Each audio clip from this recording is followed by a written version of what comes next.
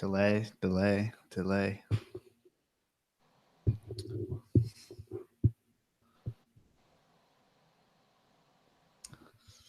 So, surprise motherfuckers, a quick Yeah. mini-sode today. We are going to do a quick hour-long podcast with our friend Rylee. So, Rylee, if you'd want to give us a quick intro on who you are and where you're from, and then we'll go from there. Yeah. Well, my name is Rylee West Anderson. I'm a tattoo artist by trade out of Cedar Rapids, Iowa, is where I work, and I live in Waterloo, Iowa. Sweet. So, give us a little overview of what you're keeping. Well, right now I am focusing mostly on Drymarchon. So I keep I have a breeding pair of Eastern Indigos that are 2017. Then I got a male blacktail Crebo, Drymarchon melanurus. Then I just got a female 2018 uh, that I'm going to be breeding obviously years down the road. But then I also have I keep yellowtails and I also have a Pytas carinata. I don't have a very large collection right now because I've been focusing on kind of more expensive stuff, but just kind of weeding it out.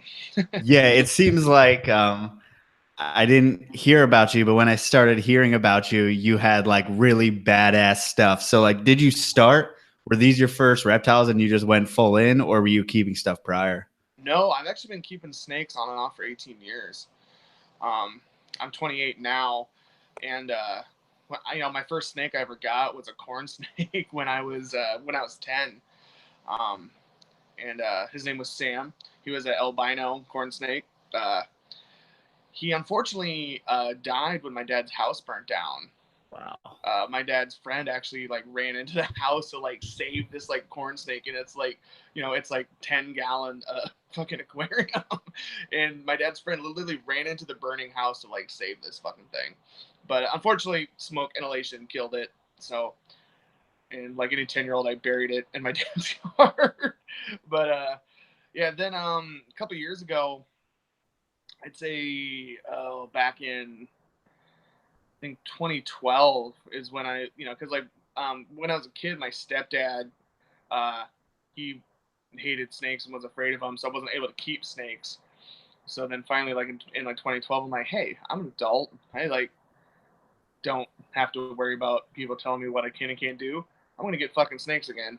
And then I started down the ball python route and did that for a few years, and got a pretty decent collection of around like 20 or so snakes.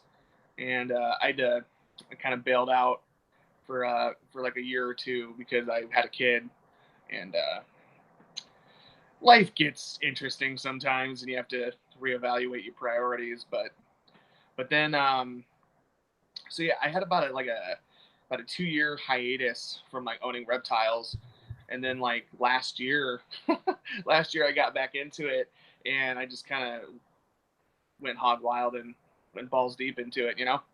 So, what made you make the switch from some? I mean, I couldn't think of things much more opposite than Drymarchon from ball python. So, what made you get into them in general, like Oh and man. specifically, rather? Well, I had learned about Drymarchon like indigos years ago. Back when I was getting into ball pythons, and I thought they were really cool. But I was like, oh man, you got to get a permit, and it's this really expensive animal, which it's really not that expensive compared to like how much fuckers pay for ball pythons these days. And Expensive to me, man.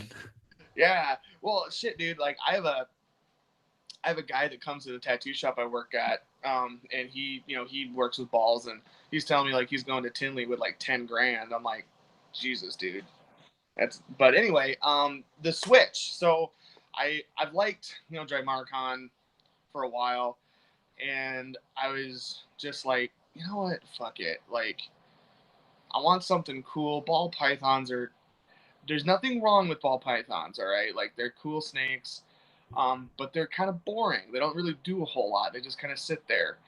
and I wanted something that was kind of made my blood rush a little bit. And Drymarchon aren't like dangerous, but they're fun.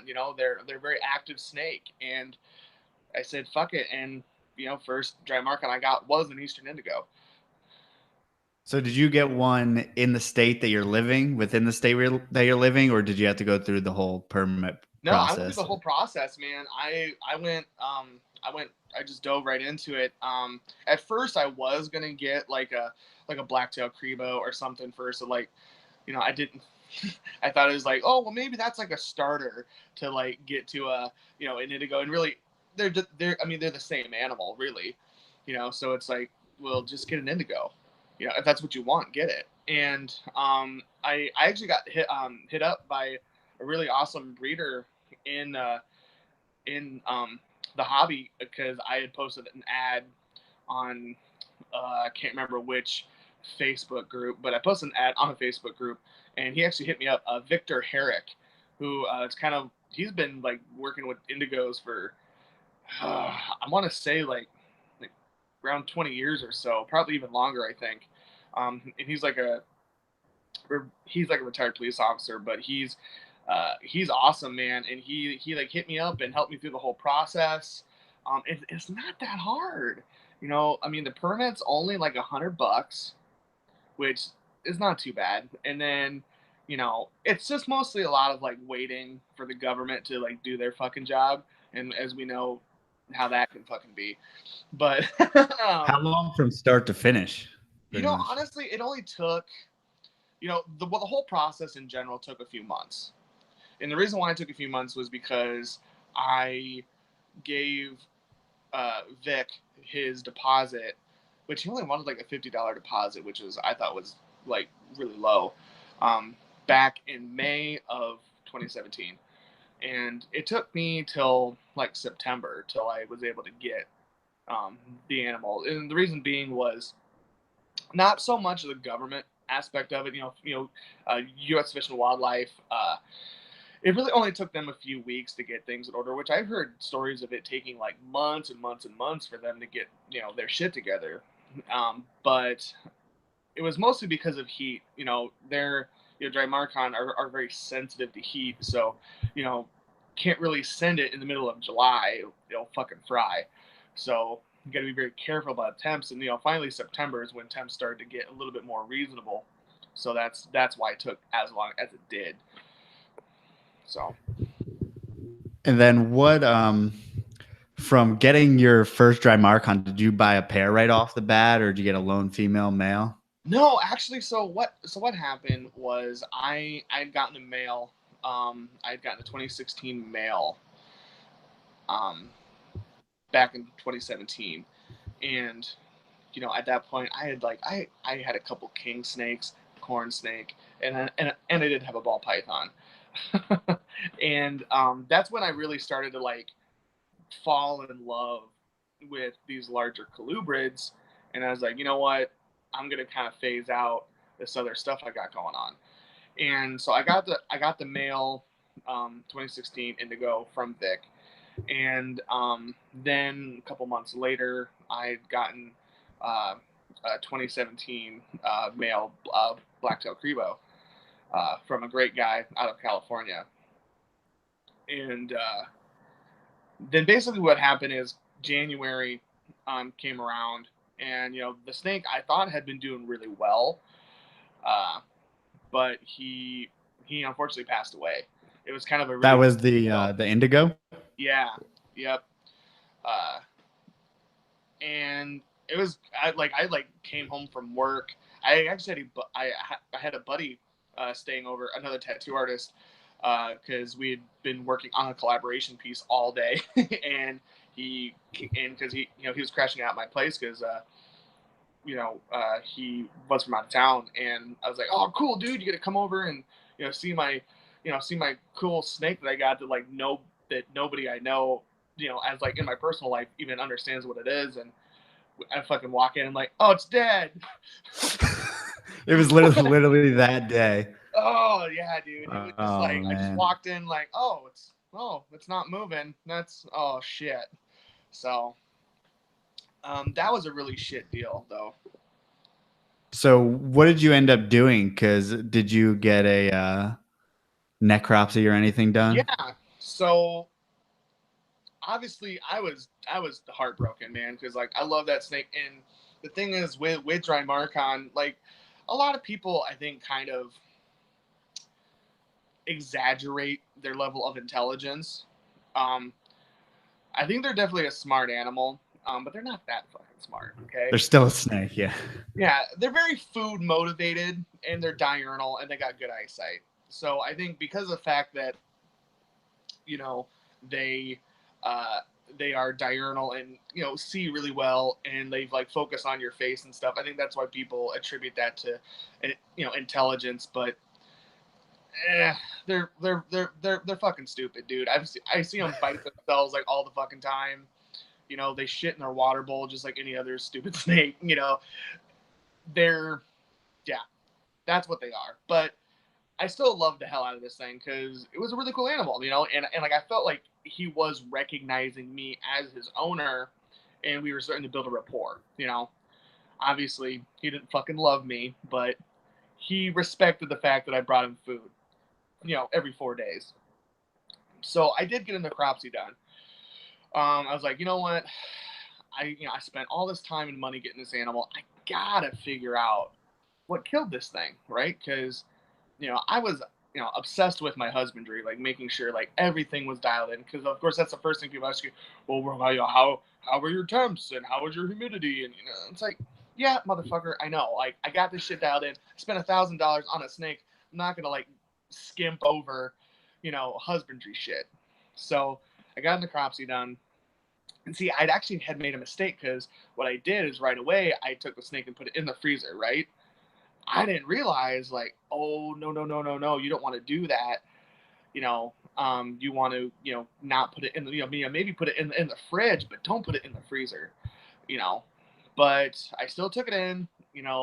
Thankfully I found out that I have a exotic vet like literally like just down the road from me, and which is kind of I'm kind of lucky because I'm in the middle of fucking Iowa, dude, and there ain't shit for exotic vets around here, and I just kind of lucked out. So I took him to this vet, and I'm like, hey guys, can you kind of see what went down here?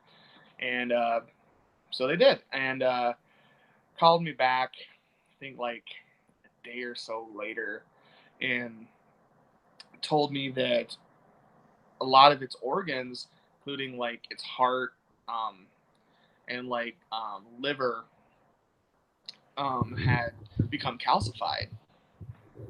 And it's like that's fucking weird, you know. I'd never heard of anything like that happening before in snakes, like calcification of organs. Because what had kind of tipped me off to like maybe that there was something wrong with him was he had not eaten for 2 weeks. Now, for a lot of snakes, that's not a big deal, right? 2 weeks, that ain't shit. People get like a ball python. That's not eating in 2 weeks. It's like, dude, that thing can eat like not eat for a fucking year. All right, like you're fine, chill out. But 2 weeks for Drymarchon, like that's a little. I don't know, man. Like that's not good because I feed these things like every 4 days. Because they have such a high metabolism. I mean, they're a very active snake. They shit constantly, which the poop thing with them is definitely not underplayed. That's for real. Um, it sucks, and I live in a 2-bedroom apartment. It's hard to mitigate it, but Right. anyway, I got the necropsy done. Said it was calcification of the organs, and he basically died of liver failure. Um, then my vet was like, "Look, we can send out his organs to um, the Iowa State Vet College, which, if if you don't know about, is actually one of the best vet colleges in the country. Iowa State, which is in Ames, Iowa, they very prestigious vet college. Um, Iowa, we have a lot of like farmers and agriculture, so it's important for people to learn that shit. So Right. it's very, very, very, very prestigious vet college, and she sent the organs out there to have them analyze it. And I had a lot of people hit me up because I was very transparent in like forums. I'm like, hey guys, my fucking snake died. I don't know what happened, but I'm gonna figure this out. And I had a lot of people hit me up that had like siblings to this animal, being like, hey, please let me know what you find out, because if this is something that's hereditary, or whatnot, like that could be an issue, you know, because you know anybody who knows anything about Drymarchon, especially Eastern Indigos, is that the gene pool in captivity is very slim. It's a very small gene pool because we obviously can't field collect because they're uh, federally protected. So a lot of people were kind of like freaking out and like on the edge of their seats, and were like, this was also something that had never been documented before, like in this species, like calcification of organs, like that's kind of a big deal. So sent it out to Iowa State. Then they did their thing, and basically turns out that he just had a metabolic issue, right? It wasn't anything that was genetic. It was just like, sometimes people are born fucked up with like, oh, this person was born with like a thyroid problem, or born, it just happened. So thankfully it was just something that it's just a fluke deal. Lucky me, right? First time getting a really, really expensive animal. Hey fucker, you won the lottery. Your snake was fucked up from birth. Good luck. So yeah, that was just really devastating. But it was nice to kind of get some sort of closure, knowing that it was nothing I did, because the vet was like, he's otherwise looks really healthy, well hydrated, well fed. It's just weird fluke deal. So there's no correlation to feed or anything like that, or diet. It was just No, something that. yeah, because like we went very thorough with like the diet that I had been providing. They're asking me all kinds of questions of like, what were you feeding it? And like, look, man, I fed it quail, I fed it rats, fed it like chicken gizzards. I fed it, snakes, other snakes that had been frozen for months and months and months and months. I had a guy that I used to get rats from that also bred ball pythons, and I bought some You monster. I know I'm Satan incarnate, uh, but but yeah, so like I fed it a lot of different stuff. I fed it a turkey neck on Thanksgiving because I'm a dork. So and like I'd fed it salmon too, not all the time because that's fucking expensive, but like like if I was eating salmon or whatever, I'd could, just cut off some slices for it. But yeah, diet was perfect. A very diet that they require, and it just had nothing to do with that. So yeah. So where do you go from there as far as how do you go about replacing that animal? Like, did you even feel like going on as far as indigos, or Yeah, where'd you go from there? well, that was a real kick to the nuts, not gonna lie, and very, very difficult to like, um, just to deal with. But I was like, you know what? I'm not gonna give up. I had a lot of people reach out to me, and they were like, hey man, don't give up on this journey of wanting to get into indigos and getting into Drymarchon. Don't give up.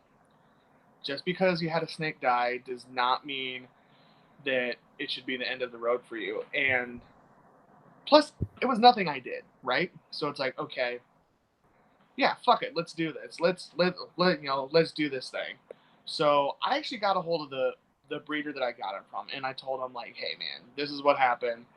I'm not like calling you to chew you out, because it was nothing he did, right? Nothing he did. He had no idea, and there was no idea that we could have known, right? Because it was all internal. I don't got fucking X-ray vision, so no way I could tell that this snake had a problem. And I told Vic, I'm like, hey man, like this is what happened. Like I'm sorry to let you know that your snake died, that that you sold me. And Vic is one of the best dudes I've ever met in this hobby. Because he was like, hey dude, well he didn't say dude because he's an older guy, but he was like, look, I know you really wanted to get a female from me this year, so what I'm gonna do for you is, if you purchase a female from me this year, I'm gonna send you a male for free. That's fair. And I didn't ask for that, right? Like I wasn't like, hey man, you owe me a fucking snake, you know. But out of the kindness of his heart, he was like, hey dude, you buy a female from me this year, I will send you a male for free. And I was like, shit, I can't turn that down. So I went through the whole process again, and this time it took less time though. It took much less time. Granted, I did have to wait because like this was in January that this all happened, and then I had to go through the process of sending out the information to Fish and Wildlife, and then had to wait for the ungodly amount of snow we kept getting to just fucking stop. Because in the Midwest, dude, we were just getting piss pounded by snow just like every other week, like almost into April. And I was like, come on, like I just want to get this fucking snake. Like this snow is pissing me off. But Fish and Wildlife, it only took them 3 weeks. 3 weeks, which is pretty good because most of the time it takes them months. But yeah, it only took them like 3 weeks to get that taken care of. And then I got the pair. I got the pair of snakes, and it was awesome. Like I was just super overjoyed to get back into those. Yeah, that's awesome. So now you are, I mean, probably 8 months or so into your new pair. So Yeah, how's everything going on that end? And are you're doing the same exact thing with them, and everything's good? yeah, dude. They're doing fantastic. They eat like fucking machines, dude. Um, they eat like I said, like every 4 days.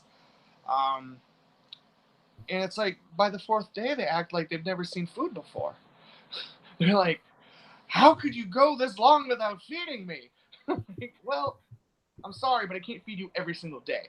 They would eat until they exploded if you let them. Mhm. But they're doing great, man. They're growing like weeds. They're all at 13 months old. These things are already a smidge past the 4 foot mark, both the male and female. God damn. So for a Yeah. little reference, I mean, how big are adults typically? Adults, so like females, usually tap out at around 6 foot.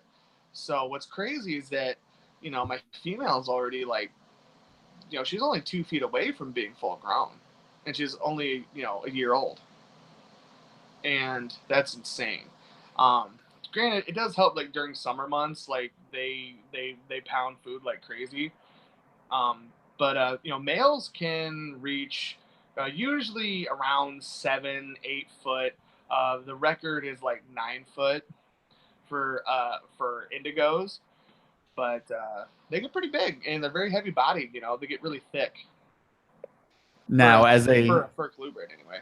yeah, as they get older, are you're gonna slow down feed a bit, and are you gonna brewmate them as well? Yeah, so basically, as they get older, obviously, you'll need to like um, slow down their feeding a little bit, especially the males. You don't want them to get too fat. Um, you'll want to switch to like 1 day a week, especially during like colder months. But yeah, they don't really go through like a brumation though. Um, as far as I understand from a lot of people that I've talked to, and I've talked to a lot of people about them. They don't really brumate, man. You can like lower their temps a little bit. I mean, they already like it at like 75 to 80 max. So you don't really have to lower their temps too much. To like maybe like the 60s, but they don't really like sleep or whatever, or chill out like a lot of colubrids do, because their breeding cycle is a little bit different, because they tend to breed in like November, so which is a lot different than most colubrids, Yeah. which are spring breeders. So yeah. So let's Sorry, go ahead. let's talk a little bit about moving on, I guess, from the indigos, but staying in Drymarchon. Let's talk about blacktail crebo. Yeah, for sure. And so, do you have just a lone male blacktail crebo, or what are you working with? Yep. I got a 2017 male that is doing fantastic. He's probably my most relaxed of my shit. The phone fell. Most relaxed of my dries. I mean, the breeder that I got him from was like hand feeding him when he was a baby, which I wouldn't do now. I definitely wouldn't do now. And especially when he's a like full grown adult, I would have to go to the hospital. But he's super chill, especially when I get him out. During feeding, he turns into a fucking psycho, like all dries. But so I got a male, a 2017 male, and then I have a 2018 female that I just got like 2 weeks ago. And she's so small. It's like she's like maybe like that long. It's crazy. Damn. Yeah, she's just like a little worm, and I'm like feeding her like silver sides and like pinky mice. So how do those differ from your indigos? Not too much. Blacktail crebos can handle heat a little bit better than indigos can, because they're more of a Central American species of the genus. They don't really differ too much, honestly. I mean, they're pretty much like the same snake. They're all kind of like copies of each other, just different color, jobs or whatever. But I will say this though, the shit is not as bad with the blacktails. I don't know what it is about like them, being a different species but so closely related, that why the indigo shit is so much worse than blacktail shit. I don't get it. I just don't get it. So what do you plan? Do you plan, as far as breeding these and stuff in the future? You plan to just have a couple pairs going, or do you plan on building a larger collection? Yeah. So my plan is, right now I'm in a 2-bedroom apartment, so I don't have that much room. All my snakes are in my living room right now, so I'm running out of space quick. But I'm planning on moving within the next year here and trying to get into a house. And that's when I'm going to go hog wild. I'm going to really, really start investing more and more money into that, because with these guys, like, there's nothing wrong with doing racks, which I think racks, especially for like babies, are like perfectly okay. But with these guys, they need bigger cages. And, when they're adults, they need, 6-foot cages. That's a lot of space.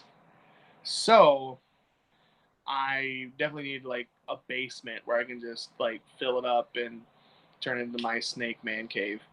So I see some 4-foot cages behind you. Yep. Are they in those right now, the yearlings? Yes, they are. Yep. They're animal plastic cages.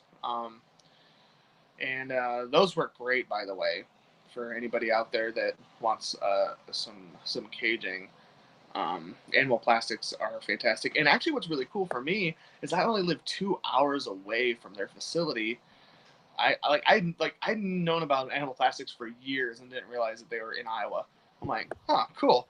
So, and like they're just like a small like mom and pop kind of like business, and I just so that way I don't have to put the things together, because I'm not very handy. I just I'm not at all.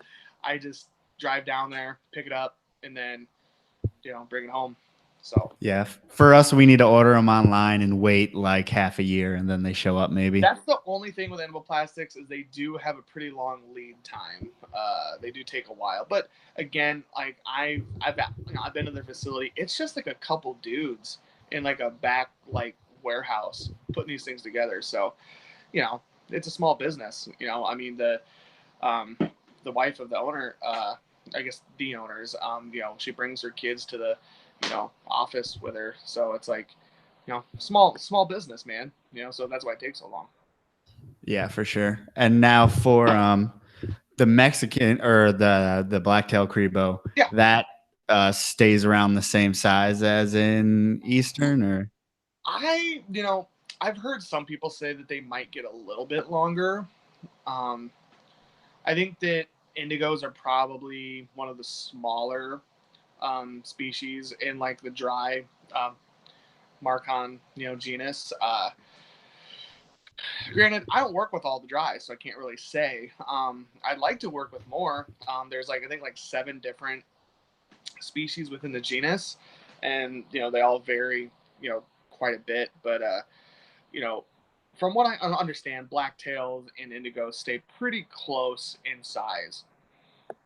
So where are you trying to go? Kind of, I guess we'll hint at it already, but yeah, Pytas, I know you just got into those. So yeah. what's the deal with large colubrids, and where are you trying to branch out as far as that goes? Well, I I did just get a Pytas carnata probably a smidge over a month ago. I I really think those animals are cool. Uh, I'm trying to do mostly dries because they're a little bit more for as far as uncommon colubrids, they're a little bit more common. Um, and they you know they hold their value very well. Which I mean, obviously, I'm not in it for the money, but if I'm going to spend all this money into shit, I want to make sure that I can at least get somewhat of a return. So dries hold their value very well, and they just get more expensive with age. And so I really love like king rats.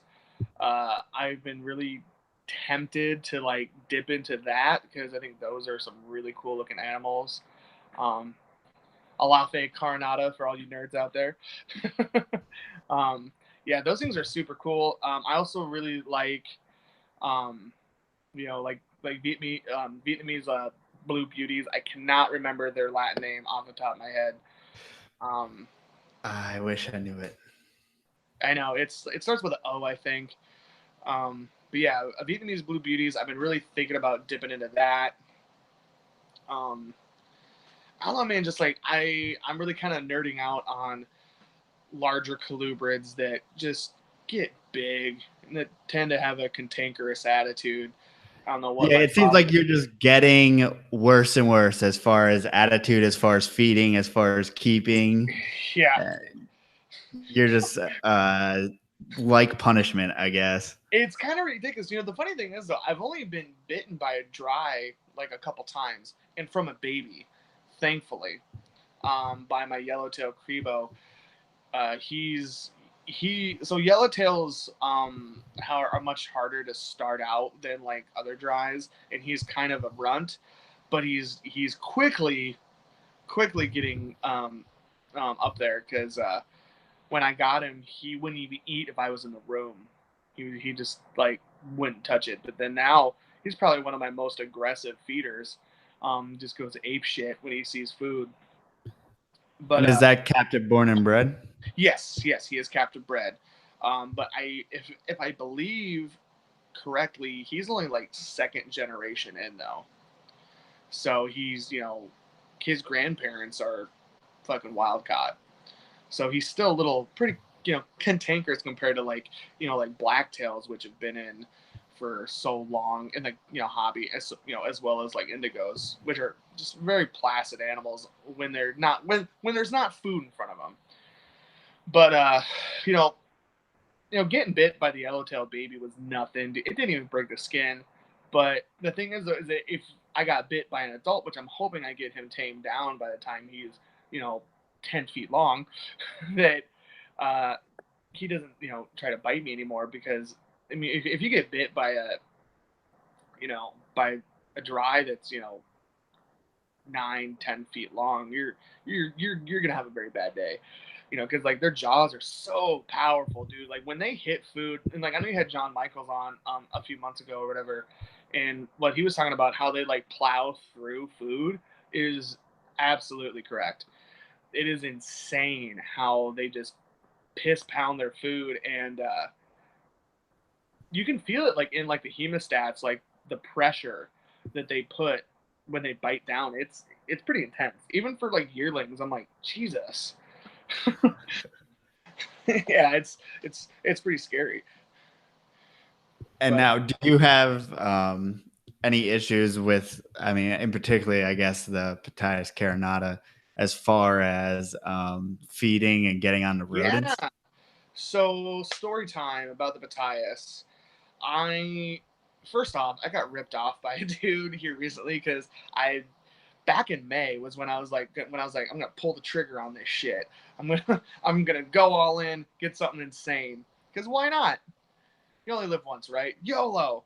And I'm like, let's get something scary.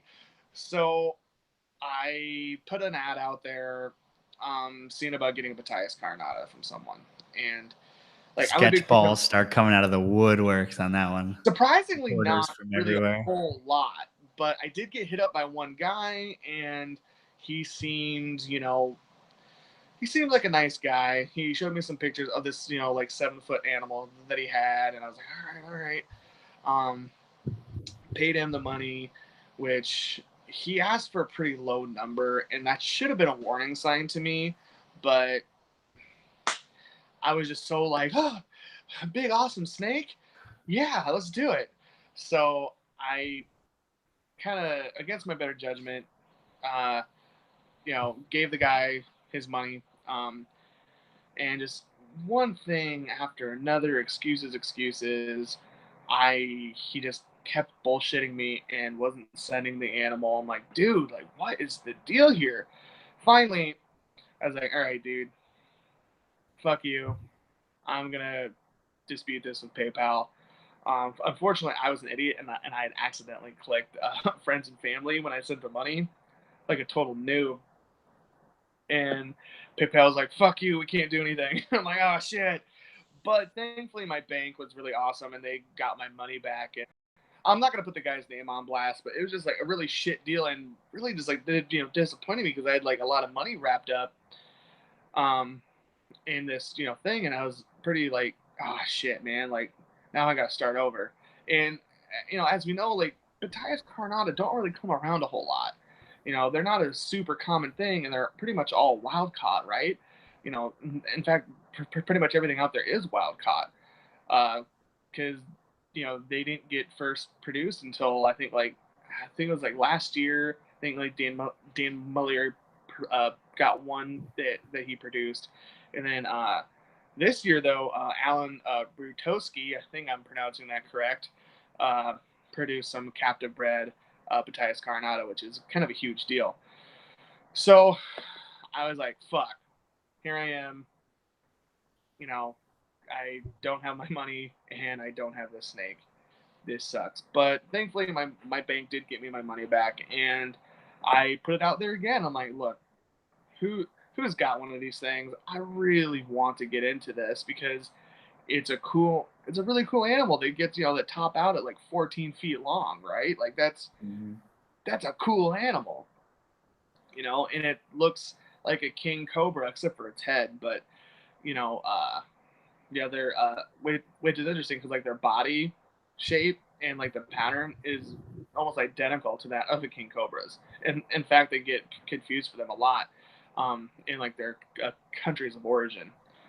But I was like, all right, let's see about finding one. And then I had a few people that hit me up like, hey man, check this dude out. He can help you out. And I got a hold of Joe Switalski, I think is how I pronounce his name. I'm really bad with names, No, but you're good. yeah. But Joe had two snakes available, and one of them was melanistic, and I was like, oh man, melanistic, and like he sent me some pictures, and this thing's dark. It's super dark, man. Like it's almost completely No, jet it's black. black. Yeah. Yeah, this thing's black. And I've seen some other like melanistic ones, and this one's the darkest one I've seen. And I was like, you know what? Fuck it, let's do it. Let's get this animal, and it's already 8 feet long. And I'm like, oh god, I've never dealt with an 8 foot long snake before, let alone one that's fast as fuck and tends to have a propensity to bite faces off.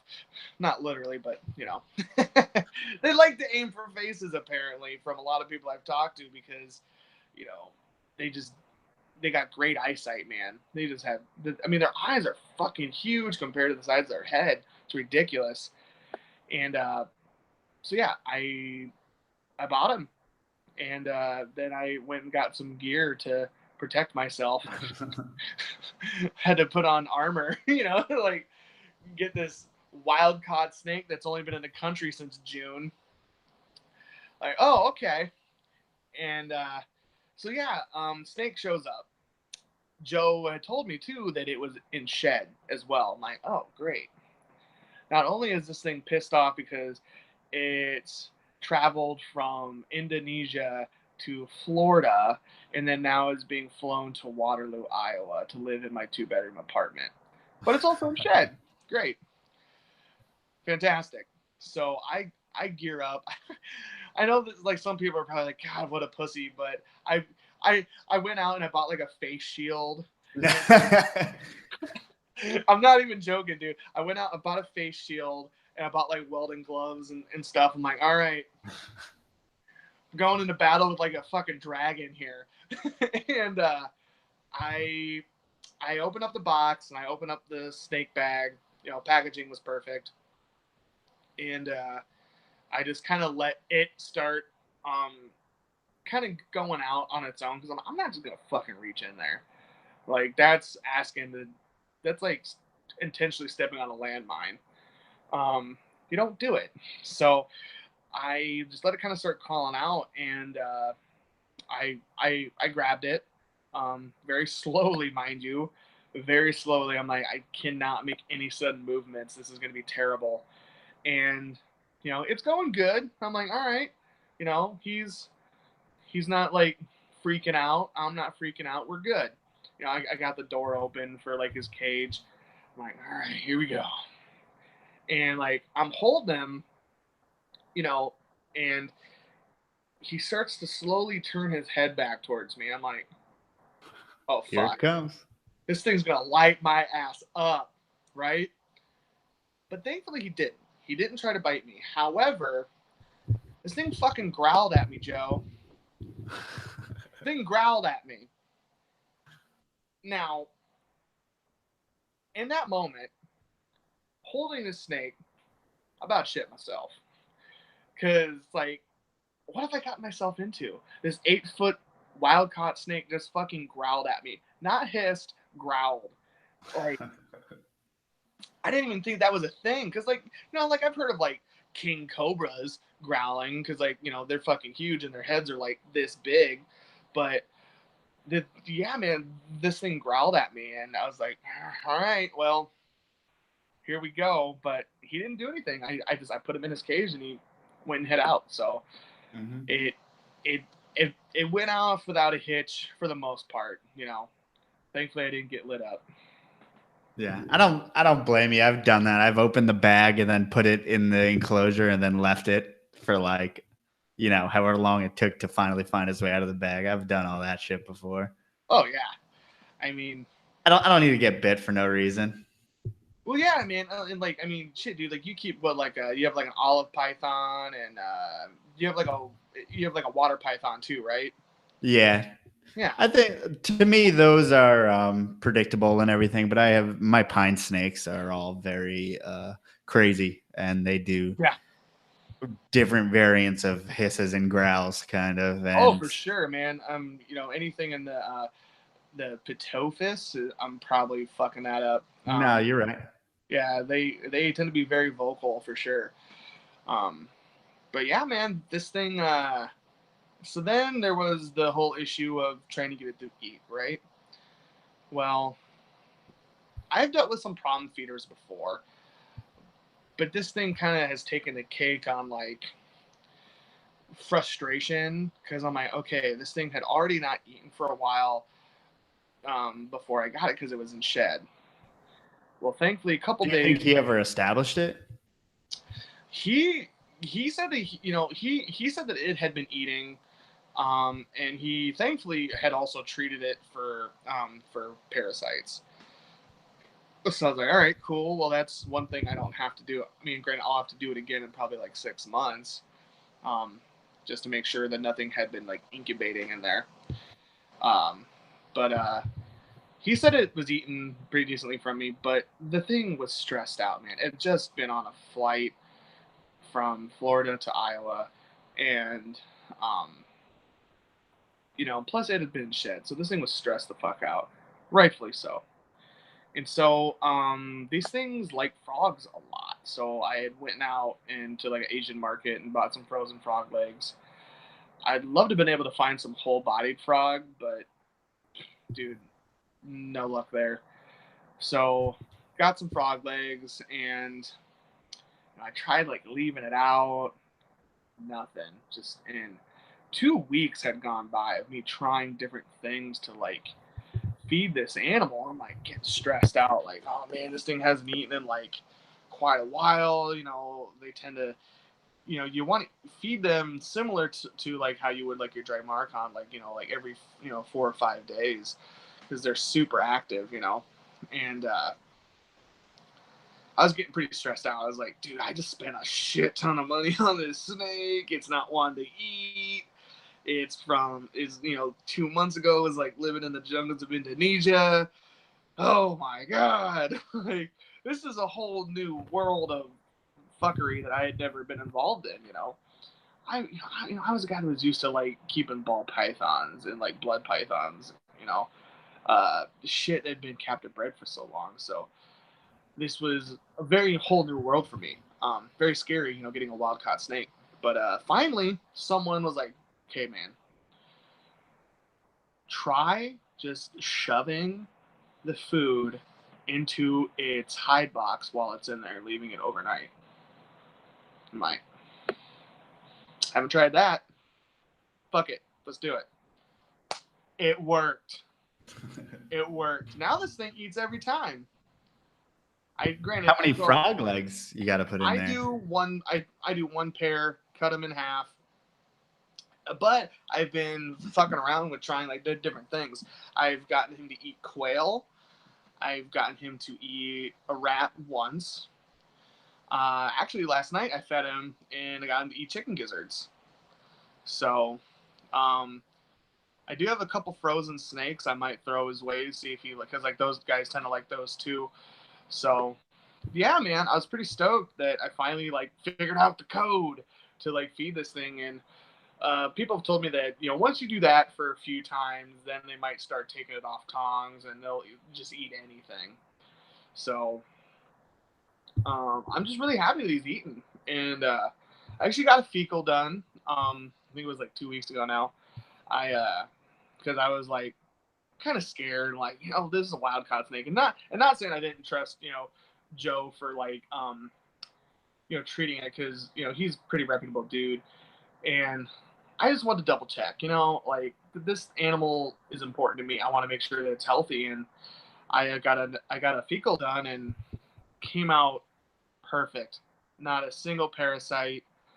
So I think you have to do your due diligence with that. Yeah, man. That kind of animal. I think, I mean, there's a whole different game you're playing when you're dealing with wild caught or imports, especially large colubrids like that, and things that are notoriously, whether it's filled with parasites, whether it is hard to get feeding, whether they just don't thrive very well in captivity. A lot of them, like, yeah. I think you kind of, and if people don't do that, I don't think you're willing to go as far to keep those in captivity, as far as like you have to be willing to do all that stuff in order to keep those kinds of animals. It's not like the snakes I keep. I put those in their enclosure and forget about them for however, Yeah. and those animals are just kind of a different game.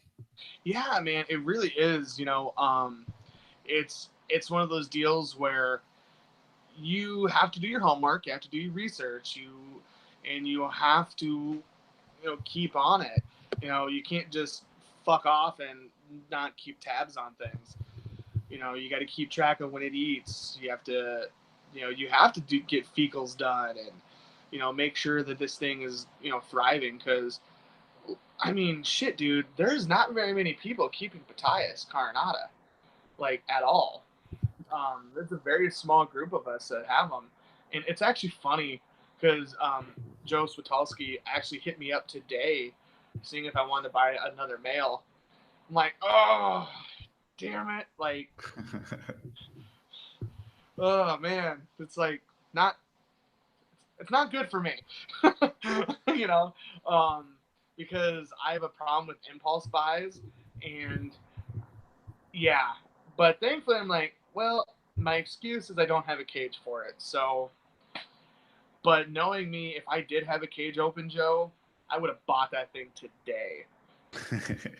You got to wait around to see if I don't know how often they import melanistic animals, or how often you'd come across something like that.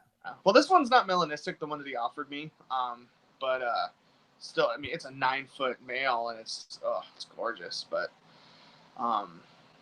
and like, it's funny, like, now that I've like gotten into like the realm of people that keep Pytas, like, there's a lot of people like, hey man, like, I'm thinking about possibly selling mine. I'm like, oh, you guys, stop it. But I also kind of want to hold out for a female, which I know is going to be hard because those do not come around barely ever. But I would like to get a female, and eventually I'd like to get like a nice little colony of Pytas going to try to breed.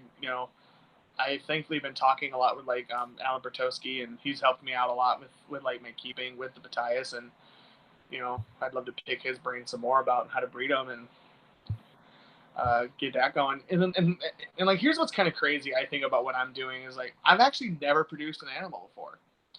When I had the ball pythons, I came very close, but then I had a kid, and I'm like, okay, I need to reevaluate things because I have a baby on the way, so I got to produce humans before you produce snakes. I know. It happens. But at least I'm good at breeding, humans. There you go. Yeah, so I think it's kind of interesting how, like, I've never produced anything, and like, I think the first thing I'm gonna actually produce will be like Drymarchon. That's kind of insane when I kind of think about it. But for the longest time, I was like, do I really want to be a breeder, or do I just want to keep snakes for the fun of it? And I'm kind of looking at this as like kind of like a somewhat retirement plan of like just something casual I can do, and for like the older I get, just to make some extra money. Because like, here's the thing, my day job as a tattoo artist, I don't have retirement. That's not a thing for me. I don't have a 401k. I don't have any of that shit. Like, you're bending over, your back hurts every single day. Oh, dude, don't even get me started on that.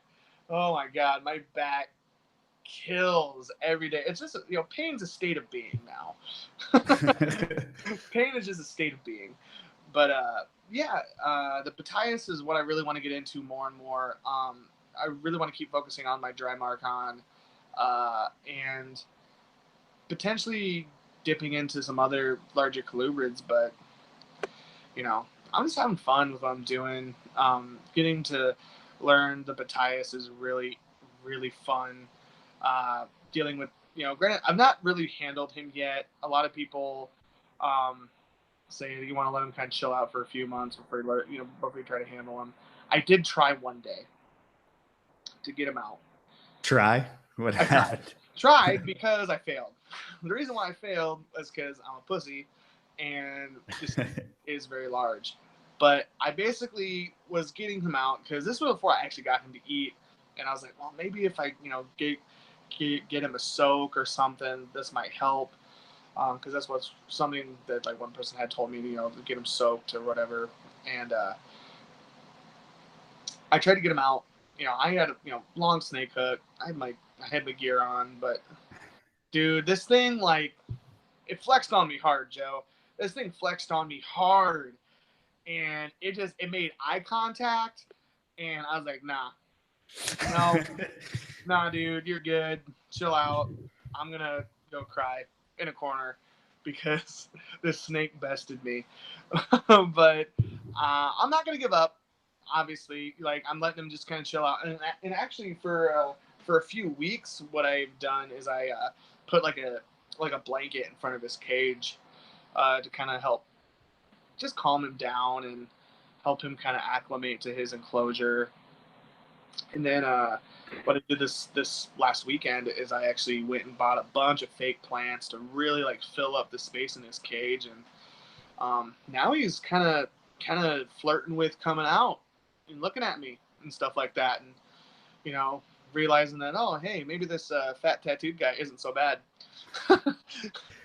I think they're just some of those, especially a snake that's been in the wild, that's obviously has to rely on its instinct to avoid humans. Obviously, he didn't do that good because he is in captivity now. But I mean, yeah, but I mean, there's only I think so much at a certain point that you're going to get that animal to like totally chill out, and it may take so much time, like more time than even we're used to. It's going to take months. It's a long game with these guys, which is all right.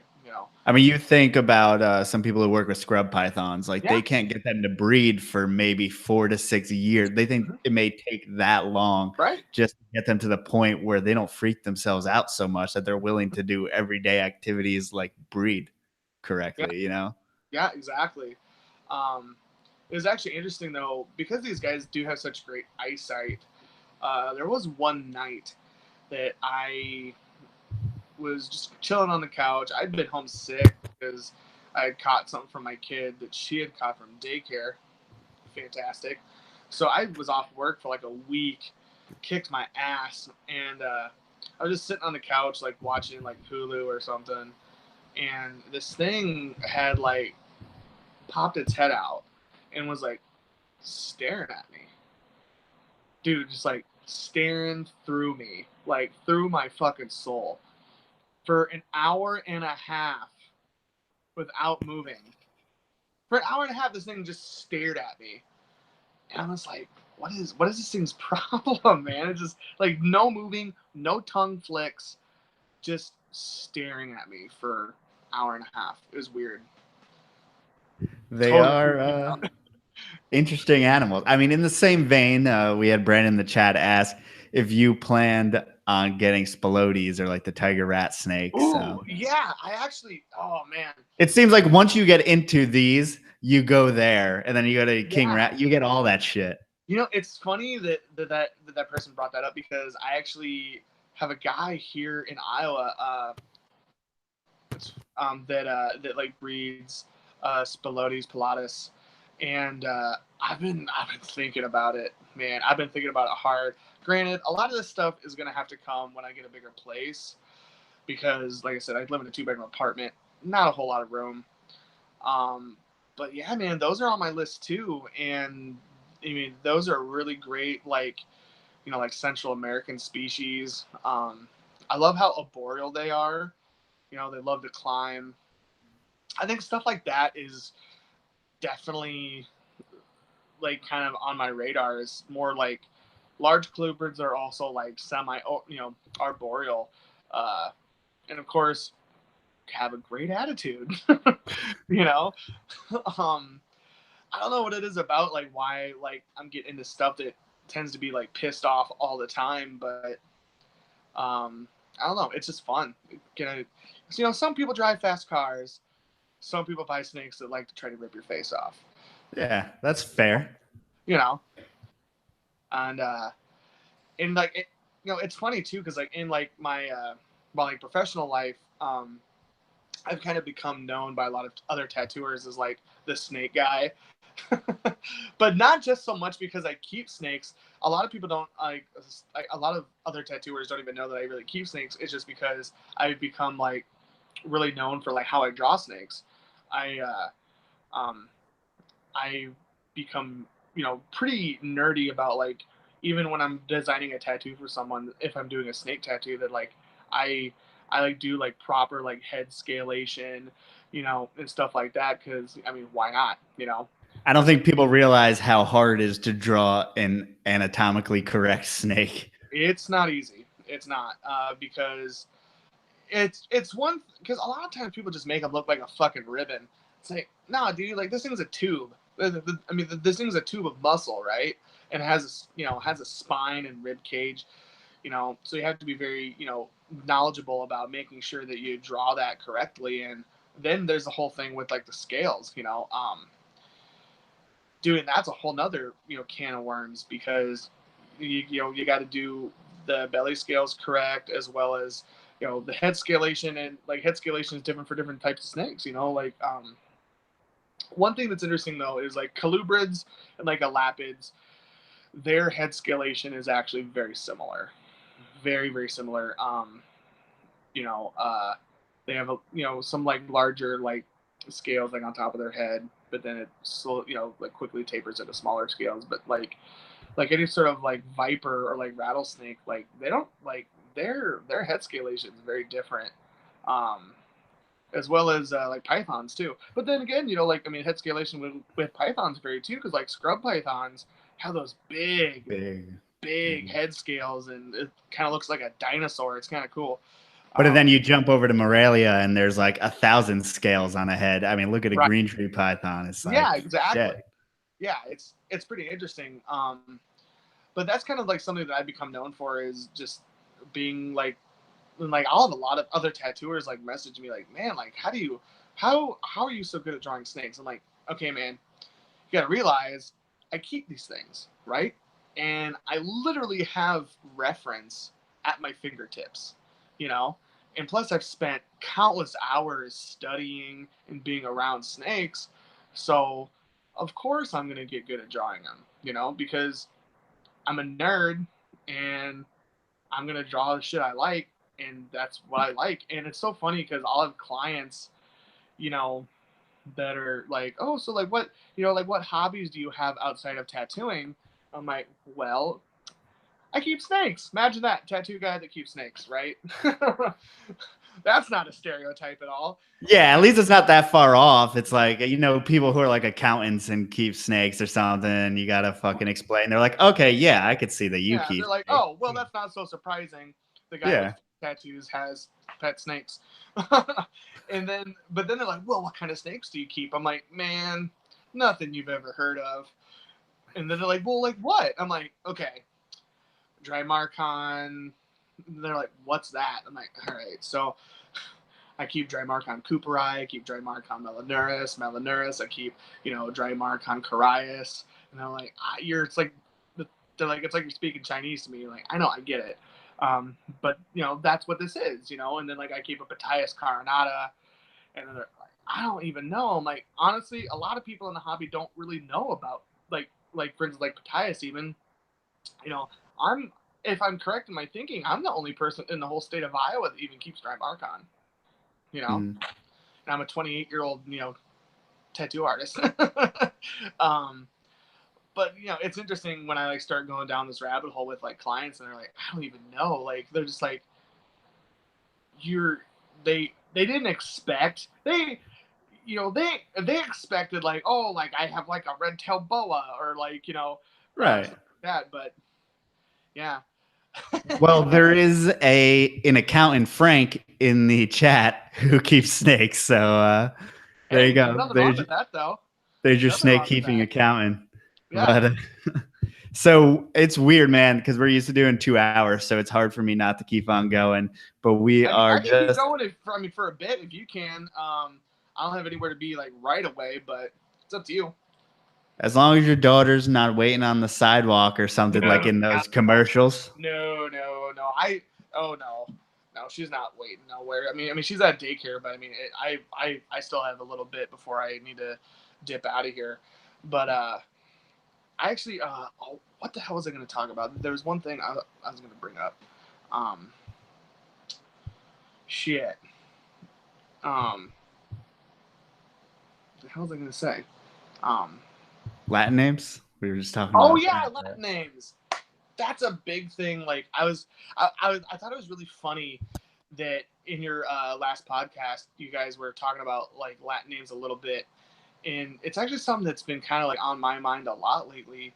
I feel like a lot of people sometimes think that if you use Latin names primarily for talking about your snakes, you're a little pretentious. I don't agree with that. You know, I think that you're just being more specific about, you know, the species in which you're talking about. Yeah. I know some people are like think that it's like you're trying to like show like how knowledgeable you are. It's like, no, man. Like I just like if I'm talking about Drymarchon, for instance, like there's 7 different animal, you know, like 7 different species within that one genus. All right, and they are different, and they come from different regions. You know, you need to be specific about what it is. You know, you can't just say a Crebo because, well, there's different types of Crebos. You know, granted, you can say blacktail or like yellowtail or you know unicolor, but like for instance, like when you bring up the you know the concept of like you know like rat snakes, right? There's so many different species of rat snake with Yeah. so If I many said genuses. I keep rat snakes and I'm talking about Pantherophis and you're talking about Spilotes, I Right. mean, that is like you might as well be keeping a Chihuahua and a fucking wolf. Yeah, literally.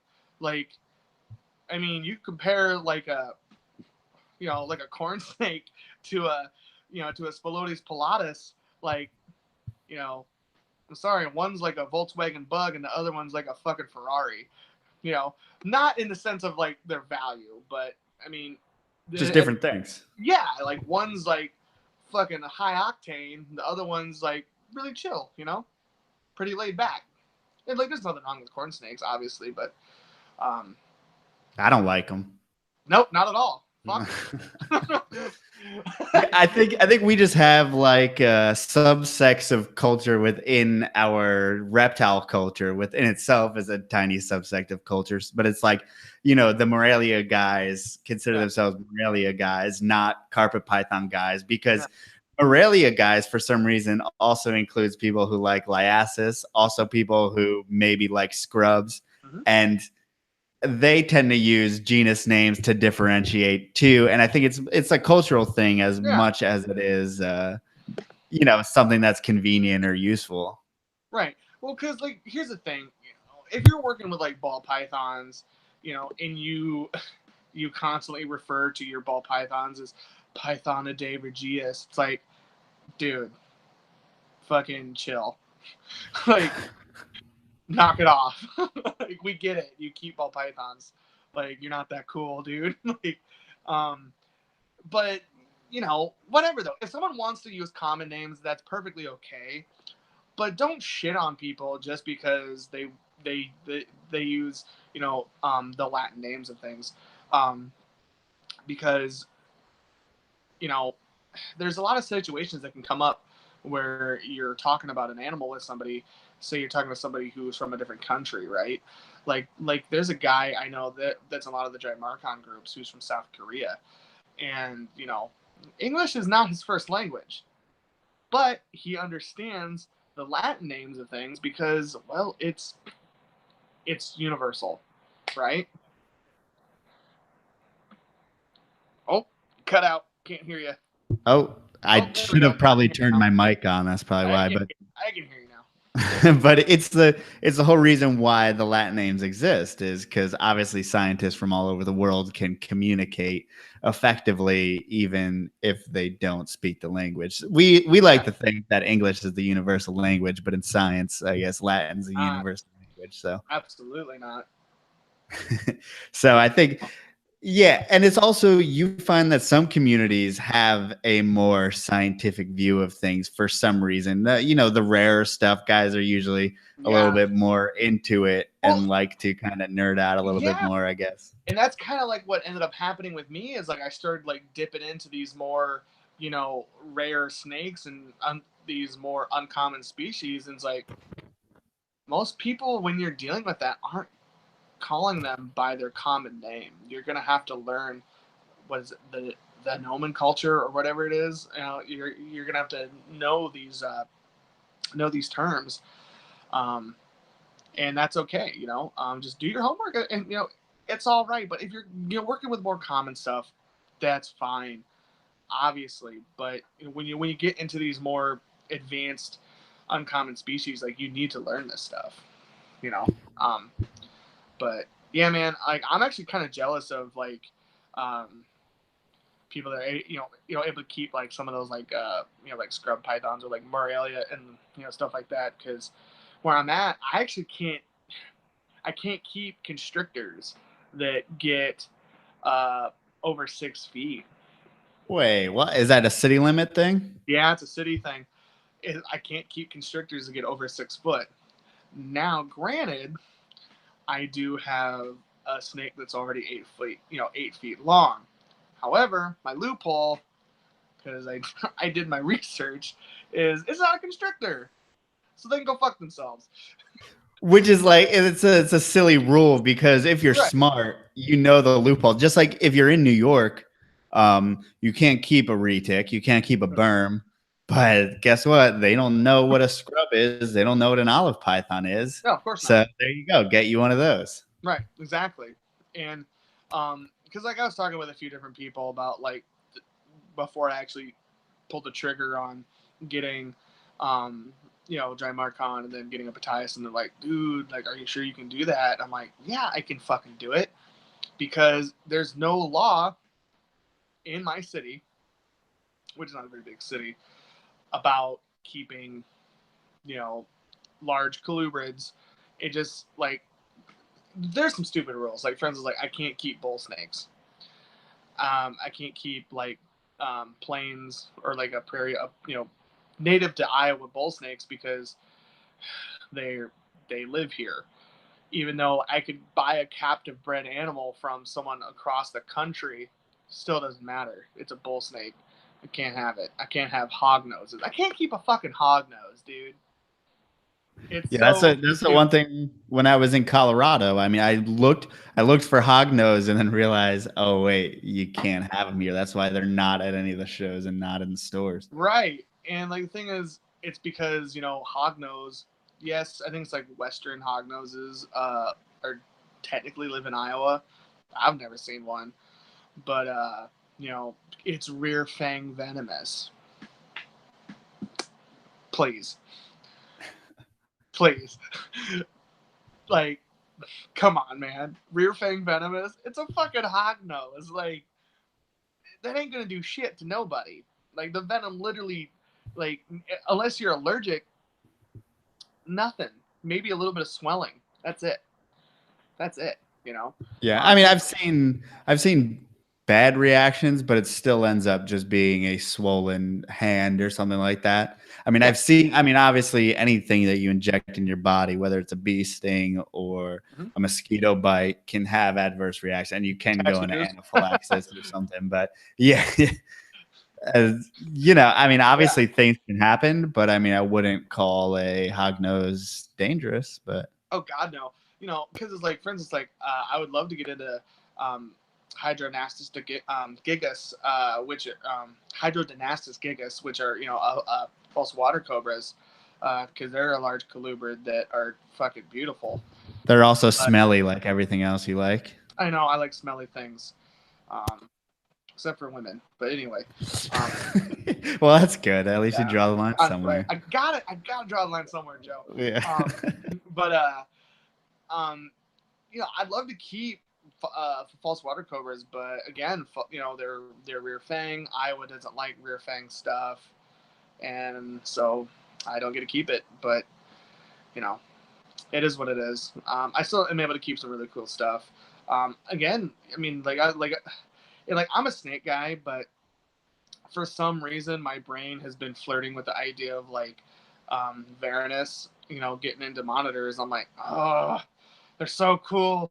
It's like a pet raptor, but I can't do that either because my state just fucking hates cool shit.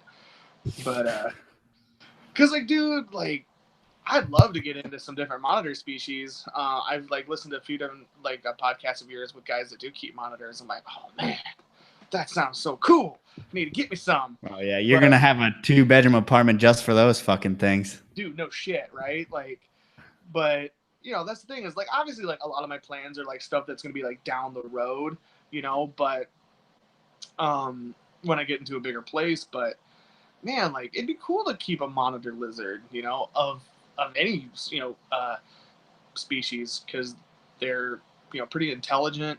You're gonna need a bomb suit for that fucking thing if you need a face mask for the I know, Pytas. right? Walking in like, oh god, here we go.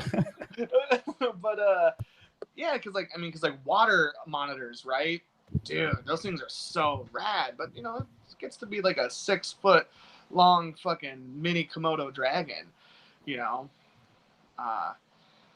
But if you work with them from like the time that they're like hatchlings, like, and you get them socialized, they can be a really cool animal to work with.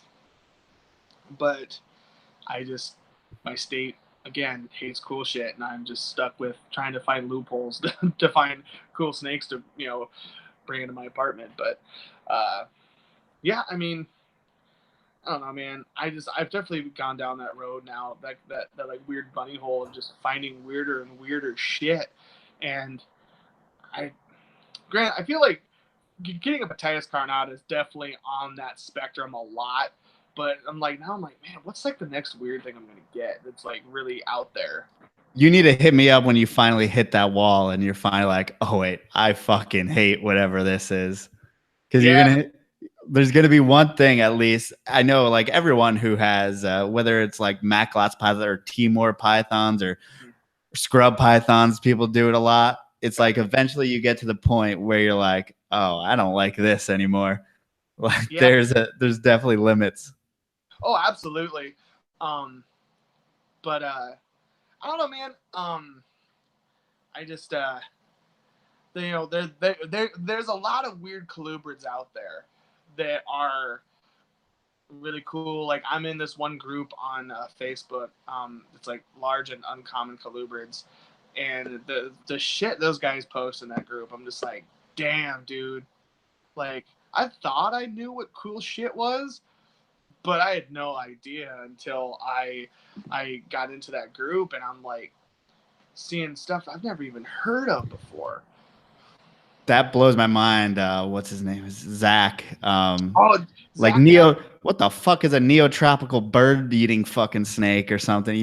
Just crazy shit. That dude's got some cool shit, man. And like I talked to him quite a bit, and like he actually has given me a lot of advice with like my Pytas and everything. And he'd be a cool person to have on for sure.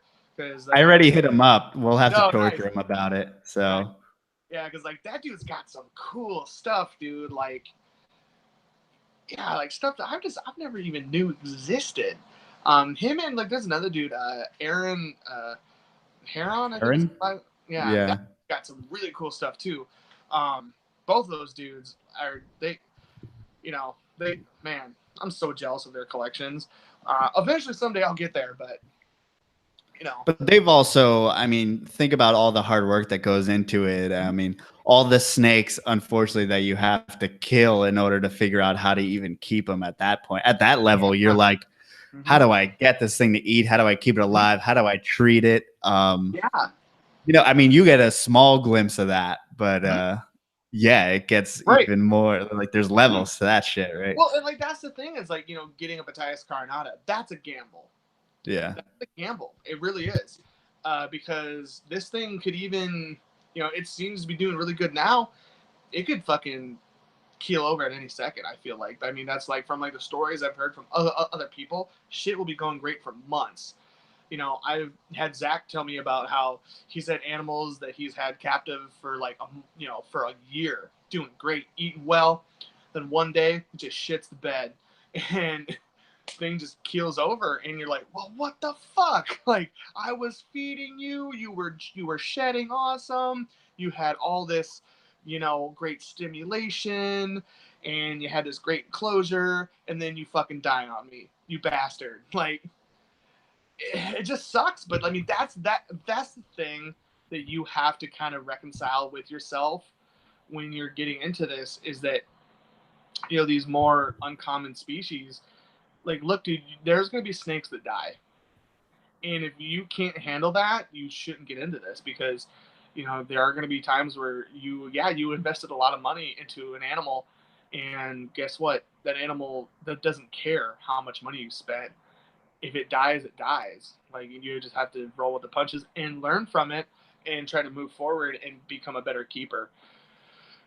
That's all you can do. Yeah, I don't think there's only so much of the investment mentality you can come in with, because it's not like with ball pythons, you're pretty sure that thing's going to breed and whatnot. I mean, Yeah. but when you're talking with these animals, I mean, yeah, it may be an investment, but also, I mean, you got to figure out your shit before you even get to, the breeding aspect. And if you do figure it out, you can plant yourself heavily in that corner and be that guy.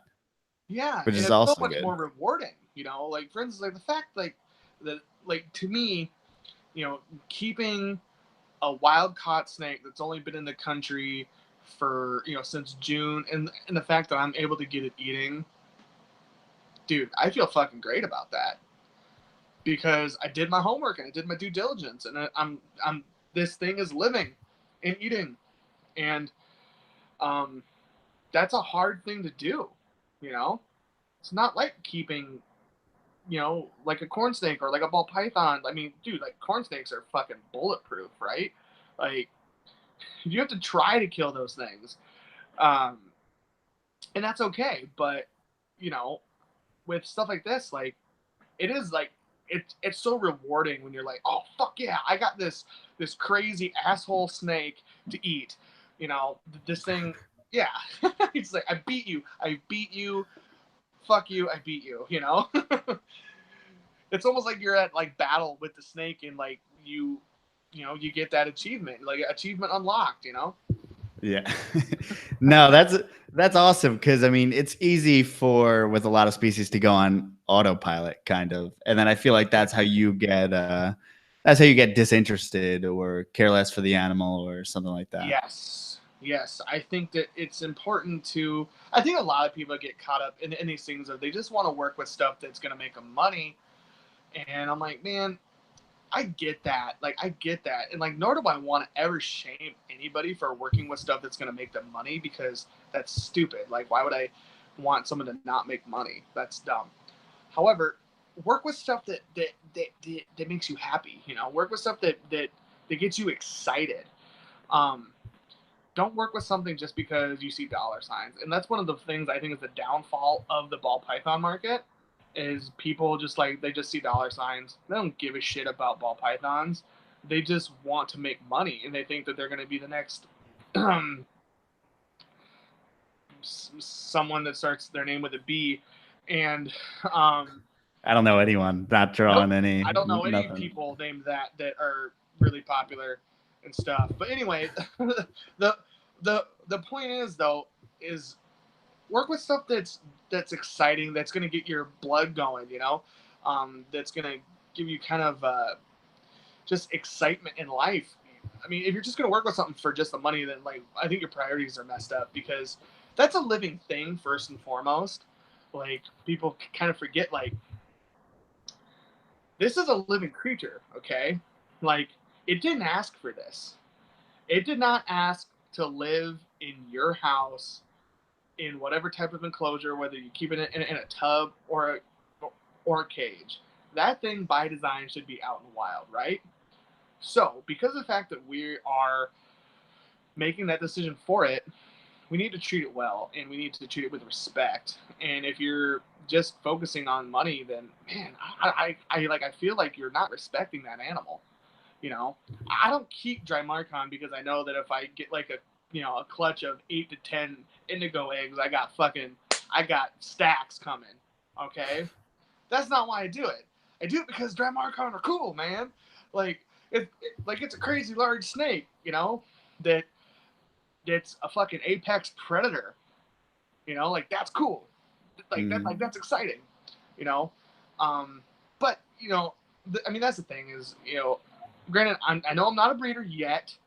I get that, but I've spent plenty of time around people who are, and I do see some people that just kind of go down that bunny hole of just chasing the almighty dollar, and it's really sad. And you start seeing like their husbandry go to shit, and it's really sad to me, And I think it's important to note that in the beginning, at least, some of those people who started the ball python thing, I mean, they were the people who cared that much. They were the minority, and then all the mutations came and stuff. And then, the other people down the pyramid are the ones who were more about the money, even though, I mean, at some point the other guys were too. But I mean, they started out as, snake guys. It's not like they were all about the money. Maybe some lost that, maybe some didn't. I don't know. Yeah. Because, I mean, you got to think about it like the first people who worked with like ball pythons, for instance, those dudes were importing wild caught ball pythons, which didn't want to eat. They were pissed off all the time. And like, it was an animal that they still kept with it because they thought it was cool, and now look at what it's turned into. It's become this crazy thing where you go to a reptile show, that's majority of what you're going to see is you're going to see ball pythons, because of, the morph thing. And that's an interesting subject too. Morphs, like, I think like, that's one of the things that kind of got me out of ball pythons too, was like seeing some different things with like people like chasing morphs. Is I personally am not the biggest fan of inbreeding in like reptiles. I know a lot of people think it's okay, and that's fine. But like, for instance, with like like indigos, right? You would be very careful with like inbreeding, because you can cause dwarfism. You can cause enlarged hearts. You can cause a lot of problems with these animals. And plus, granted, there's a much smaller gene pool, right? But for me, like, I don't want to breed, a fucking daughter back to its dad. But I know that like maybe that's just my own like moral stuff. But I just personally don't like the idea of inbreeding. But I know that for a lot of stuff, like, it's gonna be fine for the most part. But like, the things with morphs, like what got me out of kind of like chasing that, and I know that like technically my Pytas is a melanistic, but it's wild caught, so like it happens naturally, and there are enough of them where it's like it's not like it's not like a ball python type of thing. But but it could go that way if people were able to work with it enough to be able to produce them. The thing is, what kind of, like, there was kind of like a definitive moment that kind of got me away from morphs and just from ball pythons in general, was I got a Calibi ball python, and I had kept a python that had spider in it before, and it didn't have wobble, right? But this one, I didn't realize it when I bought it, had the worst fucking wobble ever. This thing, when I got it home, man, this thing was like stargazing all the time, just corkscrewing like this all the time. I'd like walk in and it'd be like upside down, like its head on the ground like that, and thinking like, oh shit, is this thing dead? Like, and I just think like, man, how unfortunate. Like this, like this snake is basically like mentally retarded, Sorry, people don't like that term, but whatever. And we know that every spider is going to have that defect, yet it persists. Yeah. And once I like had that snake and saw like the issues with its neurological shit, I was like, man, I don't know if I can do anything with like ball pythons and morphs anymore, because it broke my fucking heart, man. Like seeing this animal like not being able to function normally, like its whole like equilibrium is all fucked because someone wanted to make this cool looking animal, and it was a very beautiful animal too, man. Because it had the calico in it, so it had like super high whites. Just gorgeous animal, but the thing was fucked up in the head. And for me, it's like I that just really like broke my heart, and I really kind of, that's I think one of the biggest catalysts to like what drove me down the road I'm at now, where I'm wanting to do with like more like locality stuff, you know. Yeah, I went through a similar thing. Yeah, Well, not very similar, but and I still do obviously morphs of corn snakes and yeah. stuff. But Well, I think with corn snakes though too, there it's kind of a little bit different too, because you can have a snake that has a bunch of different like het for a bunch of different shit and not even know. yeah, You know, corn snakes, it's a little bit different. Like there's so many different things that you can have in there. I don't know. Maybe I'm just trying to justify to myself with like why like I think corn snakes are a little bit more okay than like ball pythons with morphs, but I well, don't know. just because there's no possibility of me making money ever. No. Oh my god. Don't beat yourself up like that. Yeah, but I mean, there's no economic upside. So it's not, you don't pursue corn snakes out of greed, where maybe there's a small percentage of ball python people that do pursue ball pythons strictly out of greed. Yeah. So I think the economics of the whole situation, for whatever reason, makes it more appealing on the corn snake side, less appealing on the ball python side. I don't judge it that much, but I mean, Yeah. yeah, I would think that's why. Yeah. I feel like I'm just like shit on ball pythons real bad right now, but I just I don't know, man. Like I have no problem with people doing that. It's just not what I want to do anymore, you know? And I think that, everyone has their place in the world with what they're doing. I think that it's important that maybe some more people do venture out into different things so that we can see more and more cool stuff at, reptile shows and for purchase in the hobby. Like that's like one thing, like I love watching like Dan Maleri's YouTube channel, because he talks about that a lot. And he's someone that like, I mean, I didn't even know about Pytas until I saw his shit, and I think that he talks a lot about how like it's important to like kind of bring a newer perspective and a newer view of like what the possibilities are for the hobby. Granted, I'm not importing snakes by any means, but I mean technically I'm importing a yellowtail from Canada in like the next month, but Canadian snakes. Oh yeah. no.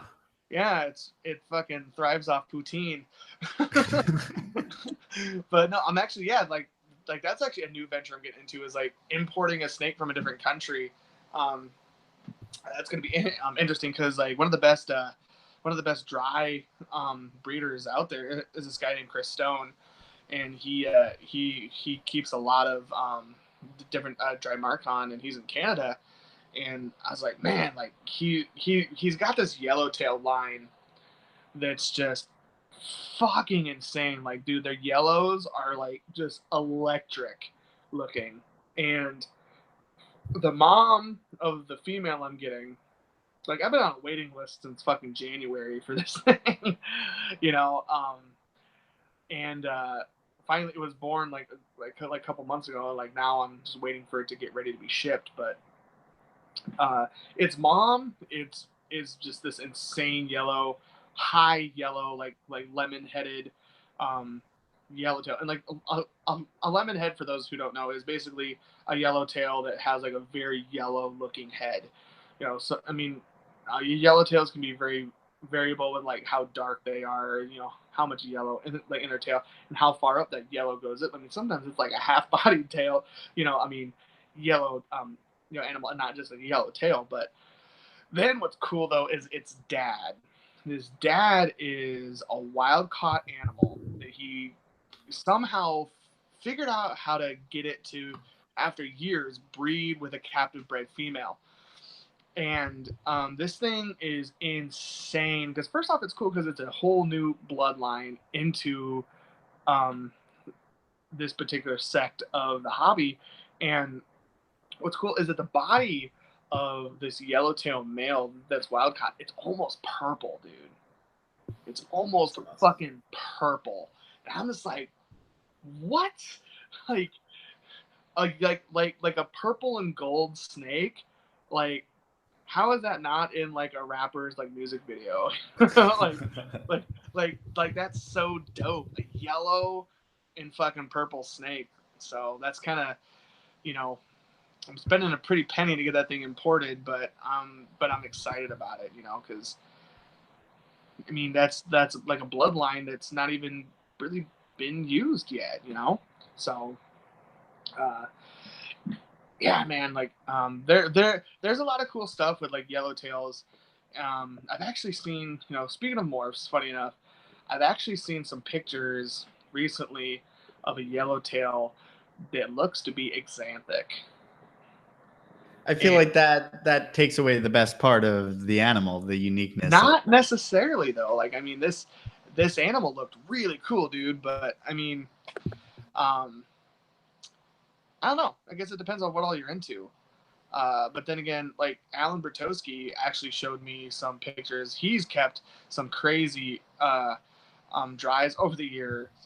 He showed me like melanistic yellowtails, like all kinds of insane shit that I like didn't even knew existed. But I mean, most people don't know that they exist, and I was just like, I felt like I had just taken the fucking pill and went into the Matrix. It was insane. like he was fucking Morpheus or some shit, and I fucking red pilled. But yeah, man. You're sounding like you're not a morph guy because there's just not enough morphs and dries yet. But when they do come, you're maybe I'm a fucking huge hypocrite. Who knows? Which could be. I don't know. Because I mean, there's like axanthic blacktails out there, and those are, I mean, pretty decent looking. But I don't know. I do think for me though, I want to stick with stuff that's pretty much, doesn't vary far from the original look of the animal. Because there's a lot of cool stuff out there that doesn't need to be fucked with, that looks cool straight out of the gate. Like there's one species of Pytas. I'm not even gonna attempt to pronounce what its Latin name is. I don't even know what its common name is, but it starts with an N. That's all I know. And I know that like Aaron had. Oh, the Emily one. Wait, yeah, no. It's it starts with an N. It's like Negro or something. Like looks like Martica.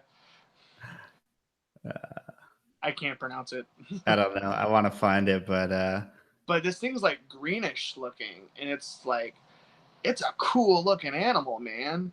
And there's no reason to even fuck with it, because right out of the gate, like it's this like kind of like crazy like electric green looking snake. Like, why mess with it, But I don't know. I mean, you guys are working with like Chironeus snakes, like Chironeus exolitus. Those are some cool looking snakes too, man. Again, I don't even know what the common name for that is. I have no idea. But I just looked up the other one, and yeah, you're right. It's a borderline hate crime if you don't know how to pronounce it right, I think. So. I know, yeah, exactly. Like, I swear, I'm not trying to say inappropriate things. Yeah, it's something. Yeah. Yeah. But yeah, man, I actually, oh shit, I probably should get head out of here though. I do got to get my kid in like 15 minutes, but dude, it's been fun, man. It's been a really fun time talking and nerding out on some interesting snakes. We'll have to have you back once you get whatever Pytas, whatever that name is, and or you breed Drymarchon or something Yeah, like I've that. actually thought about getting like Pytas mucosa. Those are pretty cool too. But yeah, man, I'll definitely let you know when I get some more interesting stuff. It's definitely down the pipeline. Just For sure. like I said, I just need some more space. But yeah, man, So, thanks for having me on though. of course. So, if people want to get in touch with you, talk about stinky, bitey, smelly snakes, or tattoos or anything like that, where can they reach you? Basically, best way to get a hold of me is like through Facebook, which is Rylee West Anderson, or on Instagram, Rylee_West_Anderson. Granted, my first name is Rylee, so it's a little confusing. But it's Thanks, probably mom and easier to dad. find you. Yeah, yeah. It's actually the female spelling of Rylee, so that's cool. Thanks, mom and dad. It's helpful. Yeah, but no, that's the best way to get a hold of me is through Facebook or Instagram. I'm pretty responsive. I have a lot of people hit me up for like tattoos. So if you want to hit me up about snake stuff, or if you want commissioned snake artwork, that's something I also do. So if you want some really cool snake or reptile inspired artwork, hit me up and I can do something for you. Damn, there you go, man. Yeah, Thanks so much for being on. You no guys know problem. where to reach me, Port City Pythons, portcitypythons.com, Port City Pythons Instagram, Port City Pythons, YouTube, fucking everywhere. Whatever. Thank you guys so much for listening to this little mini episode that ended up being like almost a full episode, but that's what we do. Right. And we will catch you in like just a couple days. It's crazy. All right. Later, guys. See ya. All right, you will